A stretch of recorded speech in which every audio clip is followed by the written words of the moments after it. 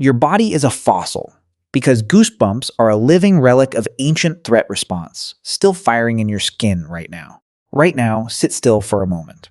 Think about the last time you felt a chill run across your skin. Maybe it was a song that stopped your breath. Maybe it was the moment before you stepped on stage. Maybe it was a story told at night or a sudden sound in the dark. What happened? Tiny muscles at the base of every hair follicle on your body contracted, all at once. Goosebumps rose across your arm. Your hair stood on end. You felt it, you saw it, and then you went back to your day. But that thing that just happened to your skin, that involuntary physical response, it wasn't a malfunction.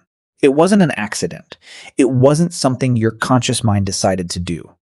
It was a 2 million-year-old survival program, still running.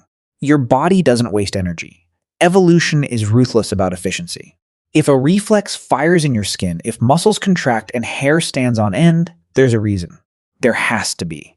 So the question is, why is a Homo sapiens, standing in climate control, wearing synthetic fibers, surrounded by screens, still making your body expand? The answer takes us back, way back, before humans, before clothes, before you had 3 layers of insulation and a thermostat on the wall. Go back 2 million years. Your ancestor is not in a cave.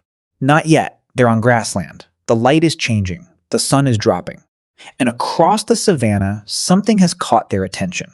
They're not alone in this grass anymore. The reflex your ancestor needed wasn't courage.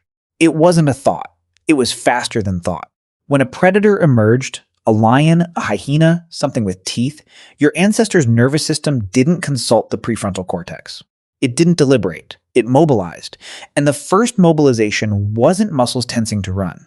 Not yet. The first move was this: make yourself bigger. Your ancestor's body bristled. Hair that covered their entire frame, thick, dark, mammalian hair, stood straight up from the skin. The scalp pulled tight, the neck flared, every follicle erected. Why? Because an animal that appears suddenly larger is an animal that might not be prey. A small silhouette becomes ambiguous.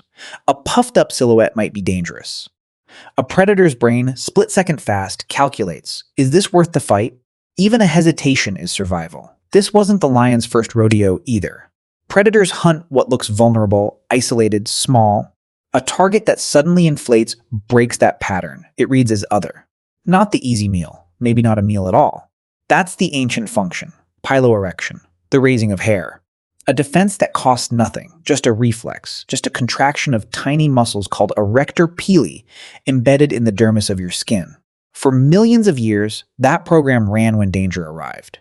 And because it worked, because it bought your ancestors the split second needed to survive, it became wired into the nervous system. Deep, old, automatic. And then something strange happened. Your ancestors started wearing clothes. And then they covered almost every inch of their skin with fabric or hide. Hair, once visible and dramatic, disappeared under layers. But the reflex didn't disappear. The muscles were still there. The nerve pathways were still there. The autonomic trigger was still wired in. And this is the thing that still amazes me about your body. It kept the old program even when the program no longer worked the way it used to. Because the trigger, the threat detection system, never changed. Here's what's still happening inside your skin right now, today. Your nervous system is divided into 2 branches. One is conscious, your prefrontal cortex, the part that decides and plans. The other is ancient, the autonomic nervous system, split into 2 arms, sympathetic and parasympathetic, the gas pedal and the brake. When your sympathetic nervous system detects threat, it floods your body with signals. Heart rate rises, breath quickens, adrenaline floods the bloodstream. And because the wiring is old, because it's been running since before you had language, it still tells the muscles at the base of your hair follicles to contract. Goosebumps rise across your arm. But now it's 2026. You're not in tall grass. You're in your home, or a theater, or listening to headphones. What triggers it now? Cold, yes, that's the obvious one. When your core temperature drops, the sympathetic system tries every trick it knows to generate heat. Shivering is the big one, muscles contracting to produce warmth. But goosebumps? That's older still. That's a holdover from when you were furry. If you could trap air in dense hair, that air acts as insulation. It still does technically on the parts of your body that are hairy, though we've lost most of that fur. But cold isn't the only trigger, and that's where it gets strange. Goosebumps also rise when you hear certain music, a major chord resolution, a soprano hitting a high note, a violin crying into the void. Goosebumps rise when you see something beautiful, a vista, a painting, a face you love. Goosebumps rise when you feel awe, standing in a cathedral, watching a thunderstorm, reading words that feel true. Goosebumps rise in moments of profound emotion, grief, joy, love, terror. And this is not random. This is not a side effect. This is your body still running the old program, but now the trigger has broadened. Because humans are not just physical creatures, we're emotional ones. An emotion is a form of threat or opportunity. Intense emotion floods the sympathetic system, activates the arousal response, and when that happens, the ancient reflex fires.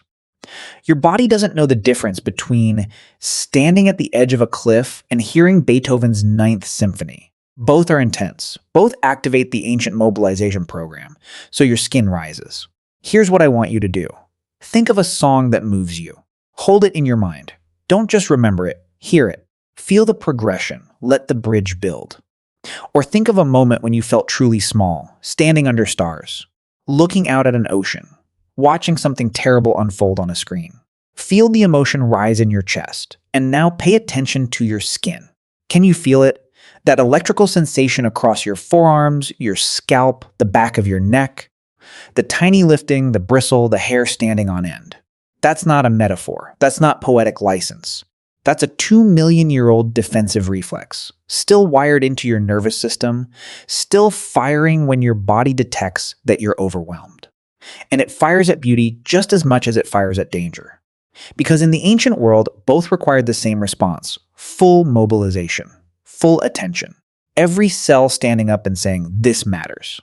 Your ancestors didn't distinguish between a predator and a moment of transcendence. Both demanded everything you had. Both told the body, be ready, be present, be alive.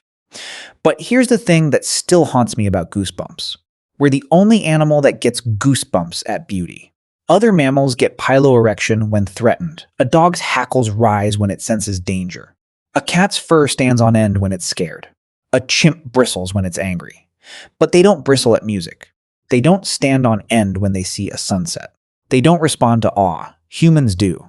And somewhere in evolutionary time, something shifted. The ancient threat response didn't disappear. Instead, it merged with something new. With our capacity to be moved by abstract things, by art, by meaning, by beauty, we kept the reflex, but we changed the trigger. We made it ours.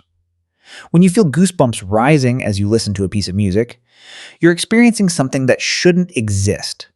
A fusion of the oldest part of your nervous system with the newest. Your reptile brain and your poetic mind firing together. Every time you feel that chill, you're living proof that you're not separate from your ancestors. You're not evolved past the ancient reflex. You are the ancient reflex, but transformed, expanded, used for something it was never designed for. And maybe that's the most human thing about us. We took the tools that kept us alive in the grassland, the fear response, the vigilance, the total body alertness, and we turned them into something else entirely. We made them sing. We made them ache. We made them rise in response to beauty and meaning and transcendence. Your body is a 2 million-year-old fossil, but it's a fossil that's still alive, still responding, still reaching toward the things that matter. Next time you feel goosebumps, you'll know. That's not your body malfunctioning. That's your body remembering what it means to be overwhelmed. And if you're overwhelmed by danger or by beauty or by something so profound you can't quite name it, well, your skin knows the difference between all three. Your skin knows you're alive.